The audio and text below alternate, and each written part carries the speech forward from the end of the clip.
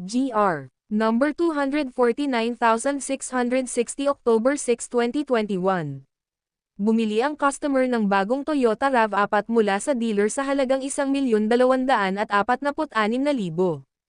Nagbigay siya ng down payment na 477,200 at nag-apply ng utang sa bangko para sa balanse. Noong ika-25 ng Hulyo taong 2016, inihatid ng dealer sa kanya ang sasakyan. Noong ika-24 ng Agosto taong 2016, dinala ng customer ang sasakyan sa dealer para sa unang pagsusuri nito. Sinabi niya na sa panahon ng check-up, iniulat niya sa service advisor, na nakarinig siya ng tunog na dumadagandong sa center console ng kotse. At ayon sa payo ng ibinalik niya ang sasakyan noong ika-30 ng Agosto taong 2016.